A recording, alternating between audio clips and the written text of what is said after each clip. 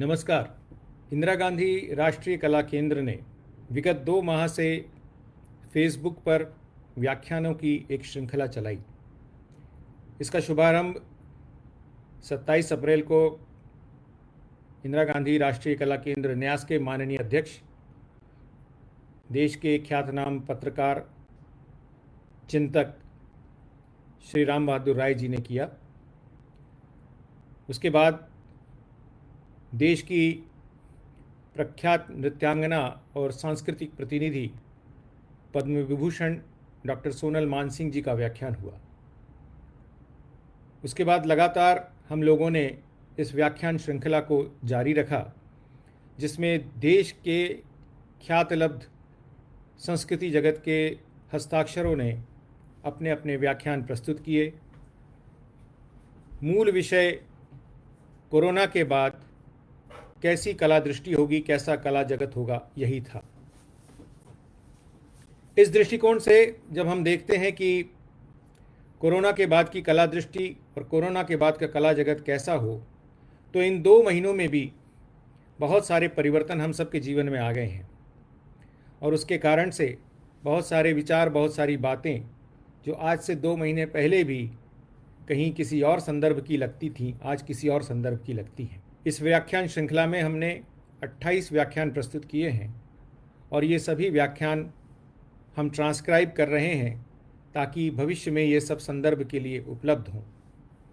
इन व्याख्यानों के संपादित अंश भी हम फेसबुक पर और यूट्यूब पर रख रहे हैं ताकि भविष्य में इस संबंध में जो भी कोई अध्येता, जो भी कोई स्कॉलर इस पर रिसर्च करना चाहे, संस्कृति से जुड़े, कला जगत से जुड़े जो लोग इनका अध्ययन करना चाहें, उनके लिए वो सारी सामग्री उपलब्ध हो सके। हमारा प्रयास ये भी है कि इस संदर्भ में हम लगातार बात करते रहें, निरंतर चर्चा करते रहें। एक दृष्टि से इस व्याख्यान श्रृंखला के पहले चरण का ये आज अंतिम व्याख्यान है, पर यह व्याख्यान श्रृंखला यहाँ समाप्त नहीं हो रही है। हम बहुत जल्दी ही इसके अगले चरण के साथ आपके सामने फिर से उपस्थित होंगे, क्योंकि जैसी परिस्थिति दिख रही है वैसी परिस्थिति में अभी भी ऐसा लगता है कि ये जो वर्चुअल माध्यम है उसके साथ ही संवाद कुछ और समय तक करना पड़ेगा, और यदि हमें उसके साथ ही कुछ और समय तक संवाद करना है तो निश्चित तौर पर इस संवाद की श्रृंखला को निरंतर आपके साथ जारी रखना होगा, लगातार बनाए रखना होगा। इस संदर्भ में आज जब इस विषय की चर्चा हुई तो मुझे लगा कि आपके साथ इस बारे में आज बात की जाए कि दरअसल संस्कृति को हम समझें क्या, सॉफ्ट पावर या फिर स्ट्रॉन्ग पावर। बहुत मित्रों ने इसके संबंध में प्रश्न भी किया, बहुत लोगों ने जिज्ञासा भी की कि सॉफ्ट पावर के साथ हार्ड पावर शब्द जाता है, आपने स्ट्रॉन्ग पावर का उपयोग किया है। और दरअसल वही मेरी पीड़ा है और वही मेरी व्यथा है जिसे मैं आपके साथ बांट लेना चाहता हूँ। उसके पहले सबसे पहले हम देवादिदेव नटराज का यहाँ नमन करें और उसके बाद अपनी बात को आगे बढ़ाएं। आंगिकम भुवनम यस्य वाचिकम सर्ववांगमयः आहार्यम चंद्र तारादि तम नुमः सात्विकम Shivam. We bow to him, the benevolent one, whose limbs are the universe, whose song and poetry are the essence of all languages, whose ornaments are the moon and the stars। ऐसे हम देवादिदेव नटराज का स्मरण करके आज अपनी बात को यहाँ प्रारंभ करेंगे और सोचने की कोशिश करेंगे कि दरअसल सॉफ्ट पावर का कंसेप्ट क्या है और इसके साथ मैंने हार्ड पावर की जगह स्ट्रॉन्ग पावर शब्द का उपयोग क्यों किया है। हमारी भारतीय विचार की यही त्रासदी रही है। संभवतः औपनिवेशिकता के कारण, कॉलोनियल कंस्ट्रक्ट के कारण ऐसा हुआ है कि हमने बहुत सारे नैरेटिव्स, बहुत सारी बातें सीधे सीधे यूरोप से, विदेशों से उठा ली हैं। उसी के कारण ये सॉफ्ट पावर का कंसेप्ट भी हमारे यहाँ आ गया। ये सॉफ्ट पावर का कंसेप्ट कोई बहुत पुराना कंसेप्ट नहीं है, ये महज 20-25 साल पुराना ही कंसेप्ट है जो इधर कुछ दिनों से अंतर्राष्ट्रीय राजनीति में बहुत अधिक छाया हुआ है। हमने देखा कि एक हार्ड पावर का कंस्ट्रक्ट है। हार्ड पावर का कंस्ट्रक्ट दरअसल पावर का ही कुल मिलाकर कंस्ट्रक्ट है, और पावर यानी माइट इज़ राइट का कंस्ट्रक्ट। और जो माइट इज़ राइट है, वो माइट चाहे वो मिलिट्री माइट हो, चाहे वो इकोनॉमिक माइट हो, इस तरह की माइट से ही दूसरे देशों पर आधिपत्य स्थापित किया जा सकता है, दूसरे देशों पर अपनी धौंस जमाई जा सकती है, दूसरे देशों पर अपनी बात मनवाई जा सकती है, फिर वो चाहे हमारे व्यापारिक हित हों, हमारे हमारे सामाजिक हित हों, हमारे आर्थिक हित हों, और इसके साथ ही हमारी सैन्य शक्ति का प्रभुत्व हो। फिर ये महसूस किया गया कि सिर्फ हार्ड पावर से काम नहीं चलता, सिर्फ मिलिट्री शक्ति से, सिर्फ आर्थिक शक्ति से काम नहीं चलता, कहीं ना कहीं हमें दूसरा कंस्ट्रक्ट भी खोजना चाहिए। और फिर कंस्ट्रक्ट आया सॉफ्ट पावर का, और इसलिए ये समझा गया कि सॉफ्ट पावर दरअसल एक ऐसी शक्ति है which is based on attraction and emulation and associated with intangible power resources such as culture, ideology and institutions. और जब हम आइडियोलॉजी की बात करते हैं, इंस्टीट्यूशंस की बात करते हैं, तो उसके ज़रिए हम कैसे प्रभावित कर सकते हैं। तो इस तरह से ये भी बात कहीं सामने आई कि अगर हार्ड पावर एक तरह से किसी को दबाव देने की, कोरेसिव पावर की बात करती है, किसी को दंड देने की, किसी को दबाने की, किसी के ऊपर अपना आधिपत्य जमाने की बात करती है, तो सॉफ्ट पावर किसी को परस्यू करती है, एक परसुएसिव पावर है, किसी को एक तरह से मनाने की बात है, किसी को एक तरह से समझाने की बात है। और इसलिए ये सारा कंस्ट्रक्ट यूरोप से आ गया, और इसलिए ये कहा गया कि soft power is the ability to shape the preferences of others through appeal and attraction. A defining feature of soft power is that it is non-coercive, and currency of soft power is either political values or foreign policies, and of course most of all culture। यानी संस्कृति के जरिए किसी राष्ट्र पर हम कैसे आधिपत्य जमा सकते हैं, किसी राष्ट्र को हम कैसे अपनी बात मनवा सकते हैं, किसी राष्ट्र को कैसे हम अपने वश में कर सकते हैं, इस संदर्भ में बात की जाए। और इसीलिए हमने देखा कि इस सॉफ्ट पावर कंस्ट्रक्ट के आधार पर अलग अलग देशों ने दूसरे देशों में कहीं अपने कल्चरल सेंटर्स, कहीं ट्रेनिंग सेंटर्स, कहीं इंस्टीट्यूशंस, कहीं इंफॉर्मेशन सेंटर्स, इनके ज़रिए अपनी संस्कृति का प्रचार प्रसार किया और अपनी संस्कृति को आगे बढ़ाने का प्रयास किया। इसलिए जब भारत में सॉफ्ट पावर कंस्ट्रक्ट की बात होती है, भारत में जब सॉफ्ट पावर के बारे में सोचने की बात होती है, तो कभी कभी मुझे बहुत दुख होता है, क्योंकि भारत ने कभी कल्चर को, संस्कृति को उस तरह से पावर गेम का कोई हिस्सा समझा ही नहीं। अगर हम भारतीय अवधारणा की बात करें तो भारत में हमेशा ये माना गया, आदरणीय वासुदेव शरण अग्रवाल जी ने अपनी पुस्तक में इसे बहुत सुंदर तरीके से लिखा भी है, कि दरअसल किसी भी राष्ट्र को बनाने वाली 3 प्रमुख इकाइयाँ होती हैं: भूमि, जन और संस्कृति, लैंड, पीपल एंड कल्चर।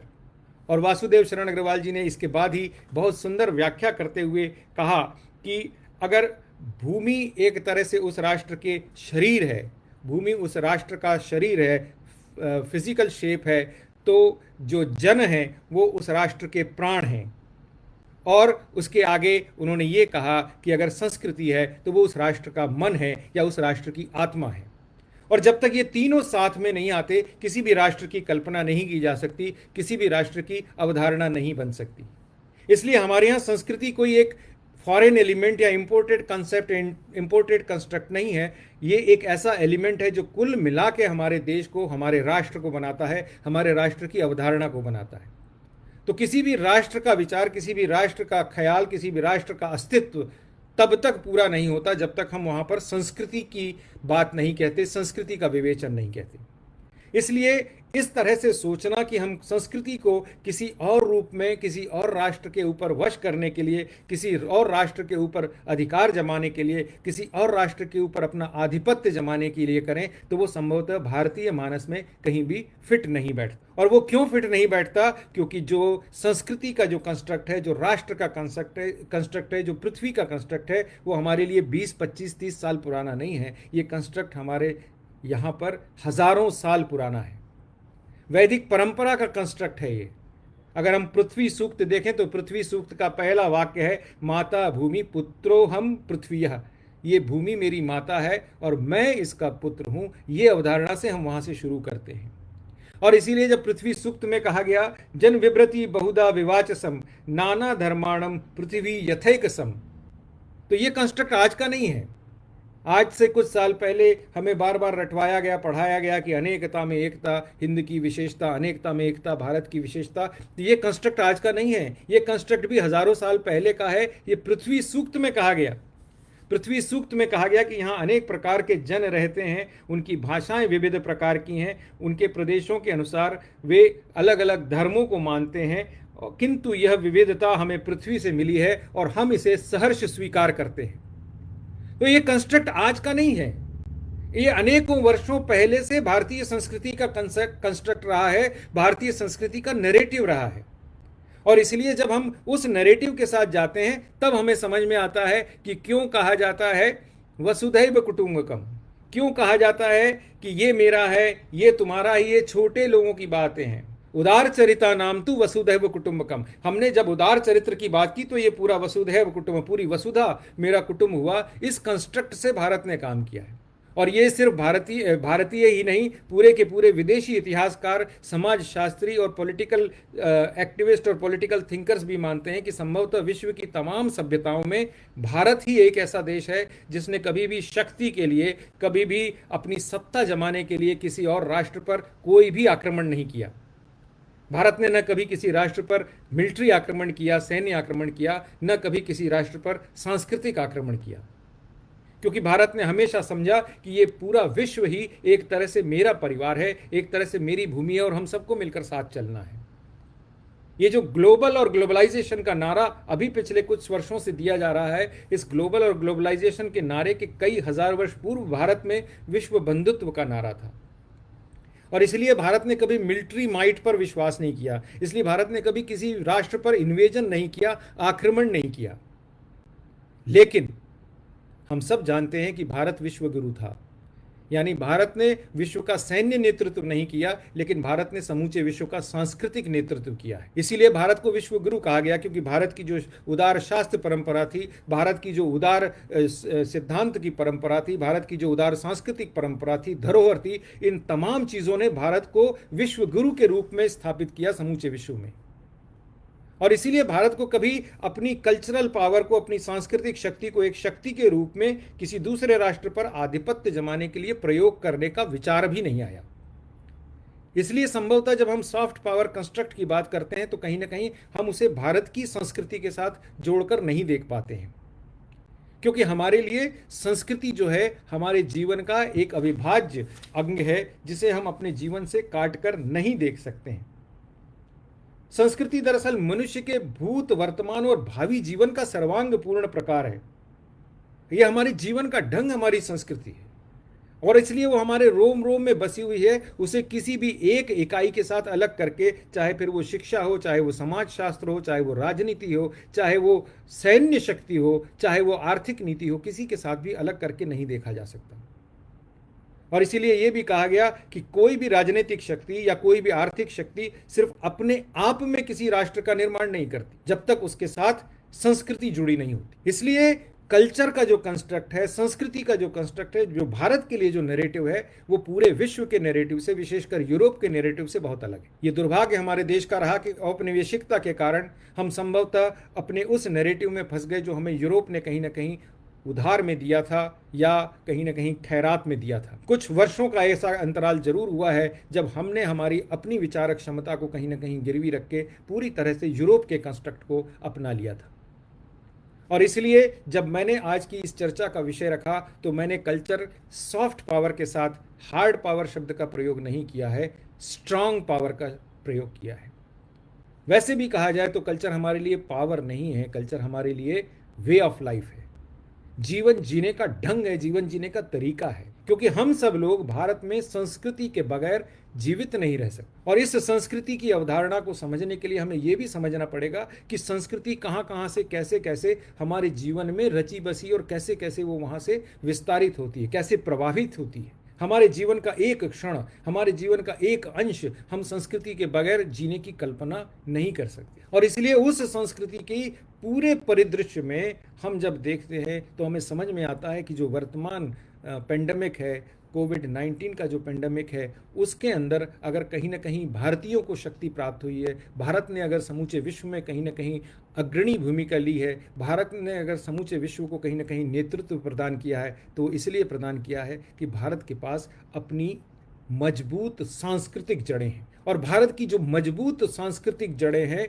उसके कारण आने वाले वर्षों में भी भारत समूचे विश्व में अग्रणी रहने वाला है, विश्व को नेतृत्व प्रदान करने वाला है। और ऐसी कई बातें हैं जो भारत की संस्कृति के साथ समूचे विश्व के साथ जाने वाली हैं, समूचे विश्व को अपने साथ जोड़ कर रखने वाली हैं। इसी संदर्भ में जब हम भारत की संस्कृति की बात कहते हैं तो हमें याद आता है कि हम भारत की संस्कृति को स्ट्रांग पावर के रूप में, एक मजबूत शक्ति के रूप में देखते हैं।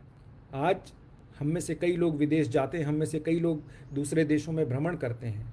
आप विदेश की भूमि पर जब कदम रखते हैं और विदेश का व्यक्ति आपसे पहला वाक्य पूछता है, आप भारतीय हैं, आर यू इंडियन, उसके बाद उसका दूसरा वाक्य क्या होता है? India has a great culture. Bharat एक महान सांस्कृतिक परंपरा का देश है। उसके मुंह से दूसरा और कोई वाक्य नहीं निकलता। मेरा अनुभव ये रहा है, आपका अनुभव क्या रहा है मुझे नहीं मालूम, पर कोई आपसे आपकी सैन्य शक्ति के बारे में नहीं पूछता, कोई आपसे आपकी आर्थिक शक्ति के बारे में नहीं पूछता, कोई आपसे आपकी वैज्ञानिक शक्ति के बारे में नहीं पूछता।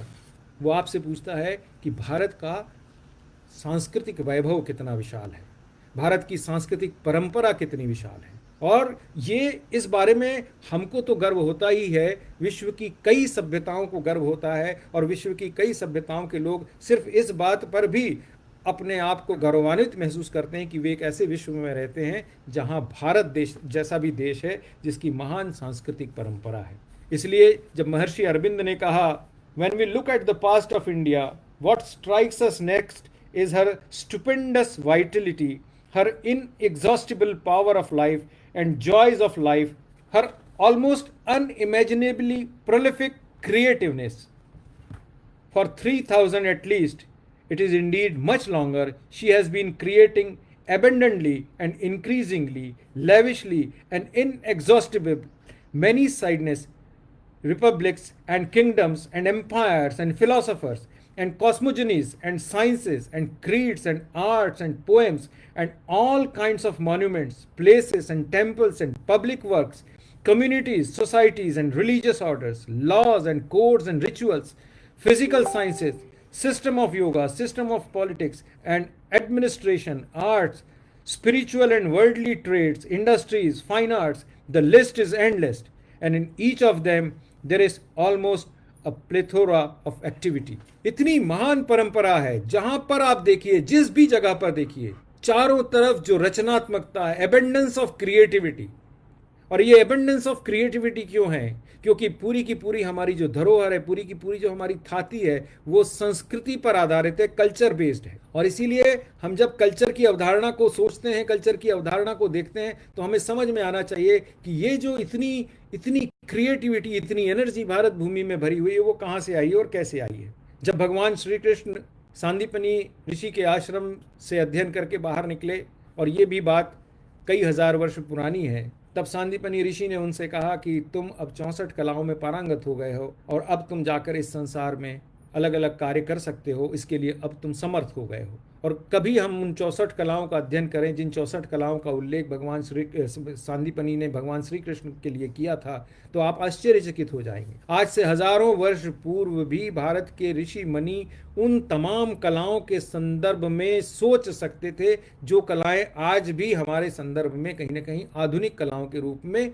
सोची समझी जाती, जिन कलाओं के बारे में अभी भी शास्त्र विकसित हो रहा है, जिन कलाओं को हम कहते हैं कि these are all modern fields of knowledge, उन तमाम कलाओं का उल्लेख सांदीपनी जी ने अपने आश्रम में किया है, अपने संदर्भ में किया है 64 कलाओं। तो इतनी जो समृद्ध सांस्कृतिक परंपरा, इतनी जो समृद्ध कलात्मक परंपरा भारत की तरह ही है, उस समृद्ध सांस्कृतिक और कलात्मक परंपरा के बाद अगर भारत कहे कि हम सॉफ्ट पावर की बात कहते हैं, अगर भारत कहे कि कल्चर हमारे लिए क्या सॉफ्ट पावर के रूप में काम करेगा, तो शायद हम कहीं ना कहीं अपने देश की संस्कृति, अपने देश की परंपरा और अपने देश के वैभव को समझने में गलती कर रहे हैं। आज भी और आने वाले कई वर्षों तक हमें इस बात को अच्छी तरह समझ लेना चाहिए कि संस्कृति और सांस्कृतिक थाती ही है जो भारत को आगे आने वाले वर्षों में मार्ग दिखाने वाली है।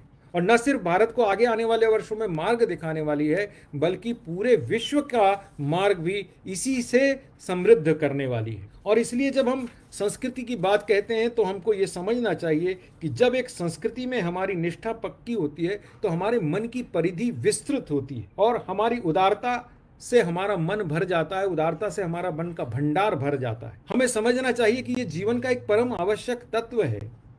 इसलिए जब हम किसी से पूछते हैं कि आप अपने आप को क्या कहलवाना पसंद करेंगे, एजुकेटेड या कल्चर्ड, कोई व्यक्ति नहीं कहता कि मैं सिर्फ एजुकेटेड कहलवाना पसंद करूंगा।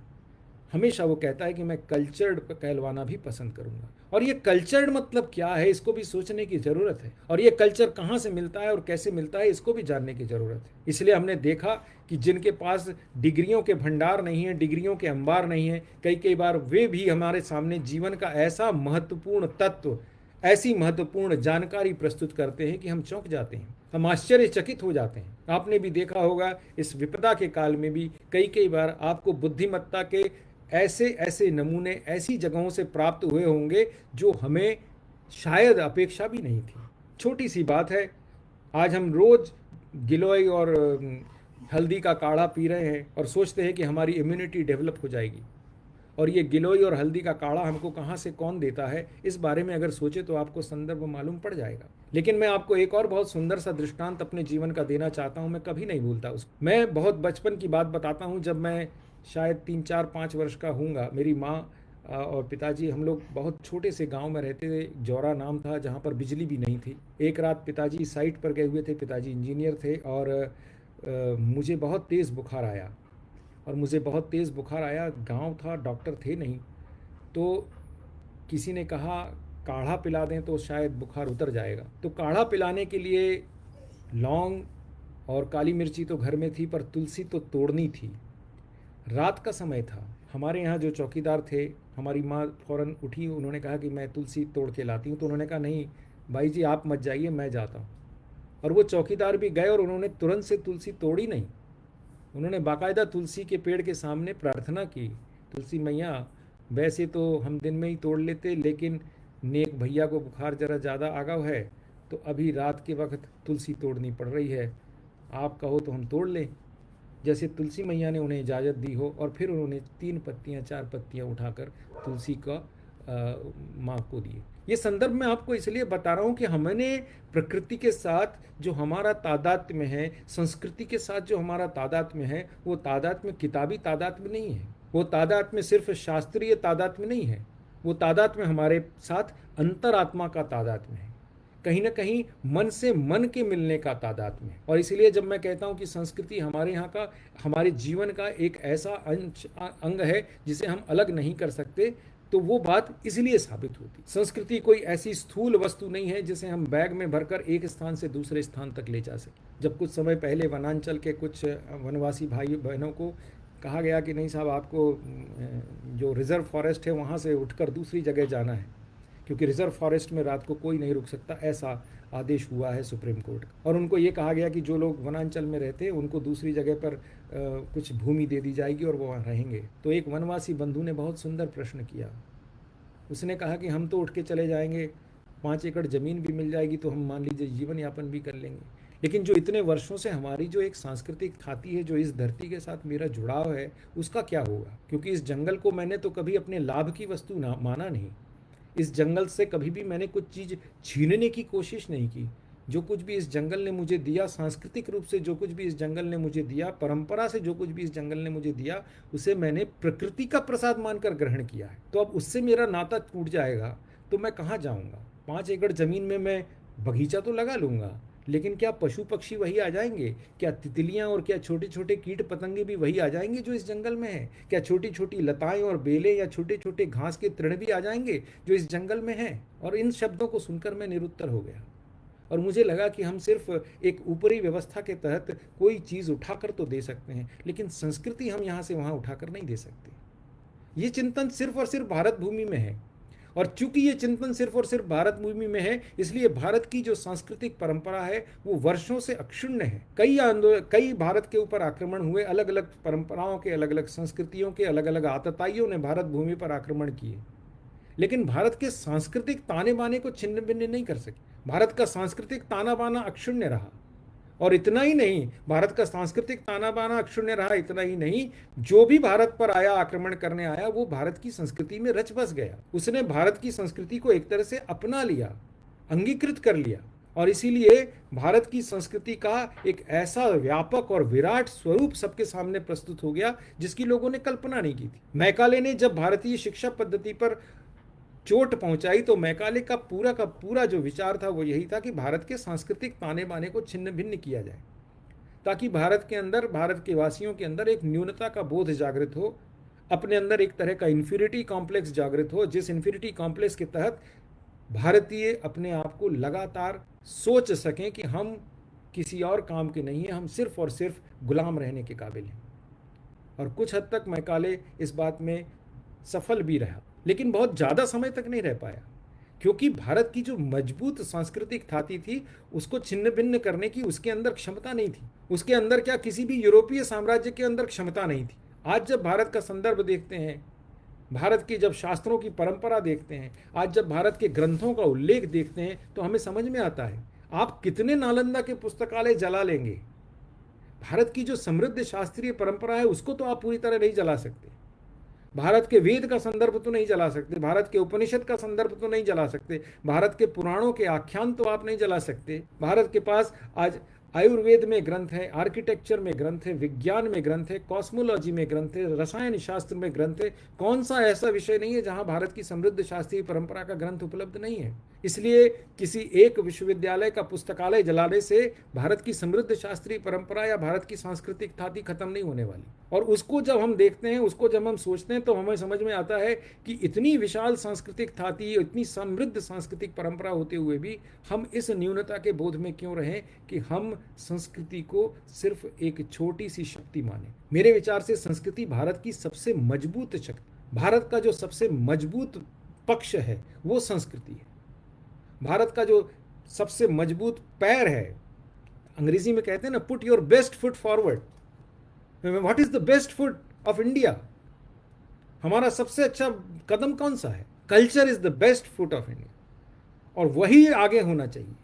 उसी को अगर हम आगे ले जाएंगे तब जाकर भारत की जो सांस्कृतिक छाप है वो पूरे विश्व पर उभर के आएगी।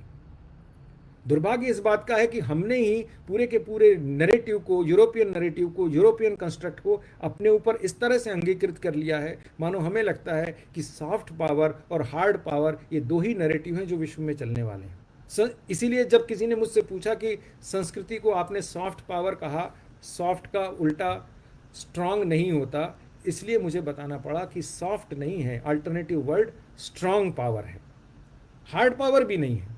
हार्ड पावर इसलिए नहीं कि हम उस तरह से हार्ड लाइनर नहीं हैं, हम मिलिट्री की तरह से, हम कोरेसिव एक्शन संस्कृति के माध्यम से नहीं चाहते। हम संस्कृति के माध्यम से किसी तरह की कोई दंडात्मक प्रक्रिया नहीं चाहते। हम संस्कृति के माध्यम से पूरे विश्व को एक करना चाहते हैं। अजय अयम निजो परे वेति गणना लघु चेतसाम। हम वो वाले लोग हैं, ये मेरा है, ये तुम्हारा, ये छोटे लोगों की, शॉर्ट साइटेड, नैरो माइंडेड लोगों की बात है। हम ये बात करना चाहते हैं। हम जब मंत्र साधते हैं तो हम कहते हैं सर्वे भवन्तु सुखिनः सर्वे सन्तु निरामया, सब सुखी रहें, सब निरोगी रहें। हम उस तरह के विश्व बंधुत्व की कल्पना करते हैं, और इसलिए हम उस तरह से माइट से, कोरेसिव एक्शन से संस्कृति के ऊपर से पूरे विश्व पे कहीं कब्जा नहीं कर रहे हैं। हम प्रेम से, सद्भाव से, ज्ञान से, परस्पर एक दूसरे के सहयोग और सहकार से आगे बढ़ते हैं, क्योंकि भारत के अंदर वो शक्ति है कि हम समूचे विश्व को बता सके क्या ज्ञान की परंपरा है। आज जबकि समूचा विश्व एक बहुत भयानक त्रासदी से गुजर रहा है, तो पूरा विश्व भारत की ओर देखता है। विश्व के कई देश हैं जो भारत से ईर्ष्या करते हुए भारत की ओर देखते हैं, भारत की स्थिरता को कहीं ना कहीं धक्का पहुंचाना चाहते हैं। आज भारत भाग्यशाली है कि एक सक्षम नेतृत्व, एक दृढ़ नेतृत्व आज भारत के पास है, और भारत के पास एक ऐसा नेतृत्व है जिसका पूरा दृष्टिकोण भारत आधारित है। और इसलिए हमें उसकी चिंता नहीं है कि हमें कोई किस दृष्टि से देखता है, क्योंकि हमारे पास उनको देने के लिए बहुत सटीक, मजबूत उत्तर उपलब्ध है। लेकिन हम अगर अपनी ही शक्ति को कहीं ना कहीं न्यून करके देखेंगे, अपनी ही क्षमता को कहीं ना कहीं कम आकर देखेंगे, तो शायद हमसे बड़ा दुर्भाग्यशाली व्यक्ति कोई नहीं होगा। इसको देखने की जरूरत है, और अगर हम उसको देखेंगे, समझेंगे, तो हमें समझ में आएगा कि आने वाले वर्षों में हमें संस्कृति को लेकर कौन कौन सी बातें, कौन कौन से तत्वों को ध्यान रखना चाहिए, किस किस बातों को हमको आगे बढ़कर सोच कर काम करना चाहिए। और संस्कृति के संदर्भ में जब मैं बात कर रहा हूँ, तो मैंने कुछ 7 सूत्र इस तरह से ढूंढे, मुझे लगा कि जैसे हमारे शरीर के 7 चक्र होते हैं, हम उसी तरह से क्या संस्कृति को जीवन के अलग अलग तत्वों के साथ 7 सूत्रों में बांधकर कहीं देखें, तो शायद हम आगे आने वाले वर्षों में सही दृष्टिकोण पूरे विश्व के सामने प्रस्तुत कर सकते हैं। तो जैसे हमारे जीवन के जो 7 चक्र हैं, शरीर के 7 चक्र हैं, चाहे वो नीचे से मूलाधार हो, स्वादिष्ठान हो, मणिपुर हो, अनाहत चक्र हो, विशुद्ध चक्र हो, आज्ञा चक्र हो, सहस्त्रार चक्र हो, नीचे से लेकर ऊपर तक हमारे शरीर के हैं, क्या हम उस तरह से कहीं ना कहीं हमारे कोरोना की जो त्रासदी है, कोविड की जो त्रासदी है, उसके साथ संस्कृति की नई अवधारणाएं, संस्कृति की नई परिभाषाएं, संस्कृति की नई व्याख्याएं, संस्कृति के नए संदर्भ क्या कहीं खोज सकते हैं? और ये खोजने का काम भारत को ही करना होगा, क्योंकि भारत के पास ही वो सांस्कृतिक थाती है, भारत के पास ही जो विचारक क्षमता है, जो समूचे विश्व को इस तरह का सांस्कृतिक मार्गदर्शन, सांस्कृतिक दिग्दर्शन कर सकती है। और इसलिए मैंने ये 7 सूत्र कहीं ना कहीं आपके सामने रखने की कोशिश की है, मैं आपके सामने रख रहा हूँ। हमें नए सिरे से सोचना होगा कुजीन एंड कल्चर। इस पूरी अवधारणा को मैंने कोविड एंड कल्चर इसका नाम दिया है। और जब मैं कोविड एंड कल्चर की बात कर रहा हूँ, तो मैं सबसे पहले देखता हूँ कुजीन एंड कल्चर, खान पान को लेके हमारी संस्कृति किस तरह से रही है और उस संस्कृति को कैसे आगे बढ़ाना है, कैसे विकसित करना है, उसके बारे में सोचना है। दीनदयाल उपाध्याय जी ने बहुत सुंदर प्रकृति, संस्कृति और विकृति का वर्णन अपने एकात्म मानव दर्शन में एक स्थान पर किया है।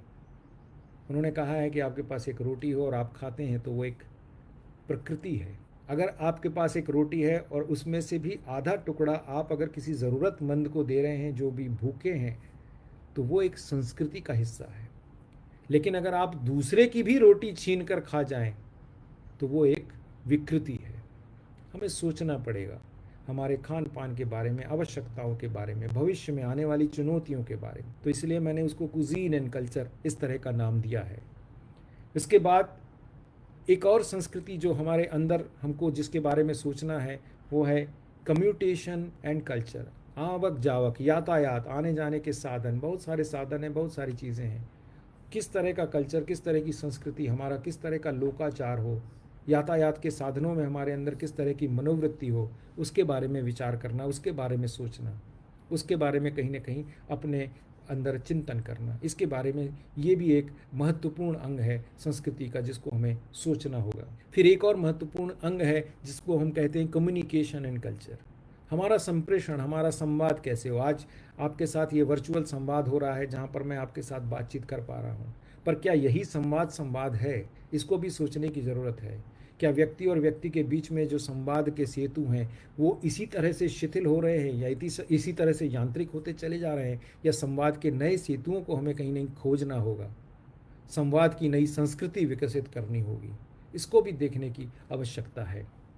उसके बाद कंजम्पशन एंड कल्चर। हम बहुत ज़्यादा कंज्यूमरिस्ट हो गए। आपको कोविड के समय में याद आ गया होगा, कोविड के समय में महसूस हुआ होगा कि ज़िंदगी में हमने बहुत सारी चीज़ें ऐसी इकट्ठा कर ली जिसकी हमको कहीं ज़रूरत ही नहीं थी। 2 महीने, 2.5 महीने का जो घरवास हुआ, जो लॉकडाउन हुआ, उसमें समझ में आया कि बहुत सारी चीज़ें हमने हमारी ज़िंदगी में ऐसी इकट्ठा कर ली। तो कंजम्पशन, जिसको आवश्यकता थी उसको मिला नहीं, और जिसको आवश्यकता नहीं है उसने अंबार लगा लिए। तो उस कंजम्पशन एंड कल्चर के बीच में भी कोई क्या कोरिलेशन हो सकता है, उसको भी देखने की ज़रूरत है। क्या कंजम्पशन का कोई एक नया कल्चर, कंजम्पशन की कोई एक नई संस्कृति हमारे मन में उपज सकती है क्या? उसके बारे में भी चिंतन करना होगा, उसके बारे में सोचना होगा। अगली बात है कंसर्न एंड कल्चर। एक दूसरे के प्रति चिंता, कंसर्न शो करना है। फिर सिर्फ एक दूसरे के प्रति ही नहीं है, हमारा सोशल कंसर्न क्या हो, हमारा इकोनॉमिक कंसर्न क्या हो, हमारा हेल्थ का कंसर्न क्या हो, हमारा हाइजीन का कंसर्न क्या हो, इसके बारे में भी सोचने की आवश्यकता है। यातायात के समय, टूरिज्म के समय, इन सब चीज़ों में भी हमारा कंसर्न क्या है, कैसे हम उस चीज़ के प्रति सचेत होते हैं, इस बारे में भी सोचने की आवश्यकता है। उसके अगली बात आती है को एग्जिस्टेंस एंड कल्चर, और ये एक बहुत महत्वपूर्ण बात है। और को एग्जिस्टेंस मतलब किसका को एग्जिस्टेंस?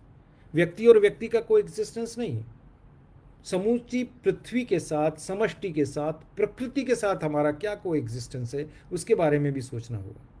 और ये को एग्जिस्टेंस हमको इस घरवास के दौरान, इस लॉकडाउन के दौरान तो बहुत अच्छी तरह समझ में आ गया, जिसने हमें दिखाया कि भविष्य में हमें और किस तरह से प्रकृति के साथ मिलकर तादाद में, किस तरह से को रिलेशन विद द कल्चर हमको करना होगा। और हमने ये उदाहरण मैं कई बार देता हूँ, पर फिर से देना चाहता हूँ कि ये शायद पहली बार हुआ कि पक्षी आज़ाद घूम रहे थे और हम पिंजड़े में कैद थे। तो कैसा लगा? तो हमने सोचा कि हम किसी की आज़ादी छीनने के लिए पैदा नहीं हुए हैं, हमको ये महसूस होना चाहिए। हम किसी का जीवन नष्ट करने के लिए पैदा नहीं हुए, ये भी हमको महसूस होना चाहिए। तो ये जो को एग्जिस्टेंस की बात है, इस को एग्जिस्टेंस को समझने की आवश्यकता है। और सबसे बड़ी बात, सबसे महत्वपूर्ण बात, कंपैशन एंड कल्चर। हम कैसे कंपैशनेट सोसाइटी के रूप में उभर के सामने आए, और एक कैसे कंपैशन, हमारा कंपैशन सबके लिए दिखे, व्यक्ति का व्यक्ति के लिए दिखे, मनुष्य का मनुष्य के लिए दिखे, मनुष्य का अन्य जीवों के लिए दिखे। और उस कंपैशनेट सोसाइटी में हम कैसे सब लोग साथ में मिलकर जी सकते हैं, साथ में मिलकर सर्वाइव कर सकते हैं, एक दूसरे के साथ मिलकर रह सकते हैं, उस कल्चर की बात कर रहे हैं। और अगर हम ये सब बातें करेंगे तो हमें ये ध्यान आएगा कि ये जो सारी हमारी क्रिएटिविटी, ये जो सारी हमारी रचनात्मकता है और अद्वितीय रचनात्मकता है, वो कहीं ना कहीं उभर कर इस समाज को दिशा देने का काम करेगी। आज जब हम कोविड की पेंडेमिक में त्रासदी में फंसे लोगों की बात कहते हैं, तो सबको बात याद आती है मजदूरों की, सबको बात याद आती है किसानों की, सबको बात याद आती है दिहाड़ी पर जो लोग काम कर रहे हैं उनकी, सबको बात याद आती है रेडी पर जो काम कर रहे हैं उनकी। बहुत कम लोग सोच पाते हैं कि एक बहुत बड़ा वर्ग ऐसे रचनात्मक लोगों का भी है, ऐसे कलाकारों का भी है, जो कहीं ना कहीं इस पूरे के पूरे पेंडेमिक में अपने आप को बिल्कुल असहाय महसूस कर रहे हैं। ये वो लोग हैं जो अपनी रचनात्मकता के साथ हमको जीवित रखते हैं, हमको आगे बढ़ाते हैं, हमें चैतन्य होने के लिए मजबूर करते हैं। वो अपना पसीना बहाते हैं, वो अपना श्रम करते हैं, वो अपनी रचनात्मकता प्रदर्शित करते हैं ताकि हम मन में प्रसन्न रहें, हम ऊर्जावान रहें। और ऐसे तमाम रचनाकार, ऐसे तमाम कलाकार इस समय बहुत बड़ी त्रासदी से गुजर रहे हैं, क्योंकि हम जानते हैं कि आगे आने वाले कई दिनों तक कोई प्रदर्शन, कोई शो, कोई बड़े बड़े आयोजन नहीं हो सकते जो उनको कहीं ना कहीं सम्मानजनक रोजी रोटी दिला सकें। लेकिन ये बात कहने के साथ ही मैं ये भी कहना चाहता हूँ कि इस चुनौती के बावजूद भी आप उस रचनात्मकता को, उस कलाकार की रचनात्मकता को प्रणाम कीजिए, जो इसके बावजूद भी आपके अंदर चेतना भरने का काम कर रहे हैं, जो इसके बावजूद भी आपके अंदर ऊर्जा भरने का काम कर रहे हैं। और वही दरअसल संस्कृति और संस्कार है, वही दरअसल हमारी सांस्कृतिक चैतन्यता का प्रमाण है। और इस सांस्कृतिक चैतन्यता को जब तक हम प्रणाम नहीं करेंगे, तब तक संभवतः हम अपने उस बोझ से मुक्त नहीं हो पाएंगे। हमको उन सब कलाकारों के प्रति अपना प्रणाम अर्पित करना चाहिए। जब हम कोरोना वॉरियर्स की बात करते हैं तो हम अस्पताल में काम कर रहे लोगों को देखते हैं, डॉक्टर्स हैं, नर्सेस हैं, सपोर्ट स्टाफ है, सुरक्षा में लगे तमाम लोग देखते हैं। हम देखते हैं कि जो लोग यातायात के साधनों में हैं, वो सब हमारे लिए कोरोना वॉरियर्स हैं। लेकिन उतने ही महत्वपूर्ण ये भी हमारे लिए कोरोना वॉरियर्स हैं जो कहीं ना कहीं अपनी जगह पर रहकर, आज हम पूरा का पूरा सोशल मीडिया देखते हैं तो ऐसे तमाम कलाकारों की अद्भुत रचनात्मकता से भरा हुआ है। और ये अद्भुत रचनात्मकता हमें कहीं ना कहीं ऊर्जा प्रदान कर रही है, हमें कहीं ना कहीं चैतन्य होने का एहसास दिला रही हैं, हमारे अंदर नया उत्साह भर रही हैं, हमारे अंदर इस पेंडेमिक से लड़ने की शक्ति प्रदान कर रही हैं। ये भारत की महत्वपूर्ण सांस्कृतिक धाती है। इसलिए कोई भी विभाग, कोई भी मंत्रालय, बजट छोटा बड़ा होने से छोटा बड़ा नहीं होता। ये इतना बड़ा शरीर है, इस शरीर में हृदय संभवतः बहुत छोटा सा अंश है। इस शरीर के आकार की तुलना में हृदय छोटा सा अंश है, लेकिन अगर हृदय रुक जाएगा तो पूरा शरीर रुक जाएगा। शासन की इस पूरी तांत्रिकता में, पूरी प्रणाली में संभवतः संस्कृति उतना बड़ा विभाग नहीं होगा, लेकिन संस्कृति पूरी की पूरी भारत की प्राणवायु है, भारत की चैतन्य होने की शक्ति है, भारत की ऊर्जावान होने की शक्ति है। और भारत की ये जो चैतन्य होने की शक्ति है, भारत की ये जो ऊर्जावान होने की शक्ति है, ये शक्ति कहीं ना कहीं संग्रहित होती है हम और आप जैसे करोड़ों करोड़ों लोगों के संयुक्त प्रयास और चिंतन से। और इसलिए इस संस्कृति को जीवित रखना सिर्फ किसी एक व्यक्ति का या किसी एक समूह का काम नहीं है। इस संस्कृति को जीवित रखना ये हम सब का काम है, क्योंकि ये भारत की सॉफ्ट पावर नहीं है, ये भारत की स्ट्रांग पावर है। और इस स्ट्रांग पावर के बलबूते पर जब हम आगे बढ़ेंगे तो हम देखेंगे कि समूचे विश्व में हमारी प्रतिस्पर्धा में खड़ा होने लायक और कोई देश और कोई संस्कृति और कोई सभ्यता नहीं है, क्योंकि ये धरोहर और किसी के पास है ही नहीं, और ये धरोहर और किसी के पास हो भी नहीं सकती। हमें आभारी होना चाहिए हमारे उन तमाम पूर्वजों का जिन्होंने हमारे लिए इतनी विराट सांस्कृतिक संपदा संजो कर रखी है। ये उनके कई सौ वर्षों की अद्वितीय साधना, परिश्रम और रचनात्मकता का परिणाम है। हमारे ऊपर सिर्फ जिम्मेदारी इस बात की है कि हम उस विराट सांस्कृतिक संपदा को संजो कर रख सकें, एकत्रित कर रख सकें, ताकि हम इसको आने वाली पीढ़ी को दे सकें। और ये आने वाली पीढ़ी यानी सिर्फ भारत की पीढ़ी नहीं है, आने वाली पीढ़ी यानी समूचे विश्व को दे सकें। हमारे पास सिर्फ वही दायित्व है। अगर हम अपने उस दायित्व को पूरा करेंगे तो मुझे लगता है कि हम इस भारत भूमि के लिए एक योग्य संतान का अपना कर्तव्य पूरा कर सकेंगे। मुझे लगता है आज के प्रसंग में शायद इतनी बात मेरे लिए कहना पर्याप्त है। ये विषय मैंने आपके साथ चर्चा के लिए इसलिए चुना कि कई दिनों से ये विषय मुझे भी उद्वेलित कर रहा था। आज की चर्चा के बाद अगर ये विषय आपको भी उद्वेलित कर पाया तो मैं इसे अपने आज की इस वार्तालाप की पूर्णता समझूंगा। अभी कुछ क्षणों बाद हम आपको दिखाने जा रहे हैं इंदिरा गांधी राष्ट्रीय कला केंद्र ने इस कोविड के दौरान कैसी कैसी गतिविधियों का संचालन किया है। और हमने लगातार रचनात्मक रहते हुए, लगातार क्रियात्मक रहते हुए अलग अलग आयोजन किए हैं। हमें मालूम है कि हम ऐसे आयोजन नहीं कर सकते थे जिसमें हम लोगों को अपने परिसर में या अन्य स्थानों पर आमंत्रित कर सकें, लेकिन हमने ऐसे आयोजन किए जिसमें सिर्फ भारत ही नहीं, समूचे विश्व से हज़ारों लोग हमारे साथ जुड़े हैं। फिर वो चाहे हमारी फेसबुक व्याख्यान श्रृंखला हो, चाहे हमारे वेबिनार्स हों, चाहे हमारी वर्चुअल एग्जीबिशंस हों, इन सब में लाखों लोग हमारे साथ जुड़े हैं और हम लगातार उनके साथ संवाद बनाने का, उनके बीच पहुंचने का प्रयास कर रहे हैं। कोविड की चुनौती बहुत बड़ी चुनौती है, कोरोना की चुनौती बहुत बड़ी चुनौती है, खासकर हम जैसी संस्थाओं के लिए तो बहुत ही बड़ी चुनौती है, जिसके लिए हमको सबको साथ मिलकर एक होकर काम करना है। और इसीलिए हम सब साथ मिलकर एक होकर काम कर रहे थे और इसी प्रक्रिया में हमने कुछ आयोजन किए हैं। न हम थके हैं, न हम रुके हैं, न हम रुकेंगे, न हम झुकेंगे। हम सब मिलकर इस कोरोना के साथ लड़ेंगे। मैं अंत में एक प्रार्थना दोहराकर अपनी बात को समाप्त करूंगा। ओम संगच्छध्वं संवदध्वं संवो मनासि जानताम देवा भागम यथा पूर्वे संजानानाम उपासते। आप सभी को बहुत बहुत धन्यवाद।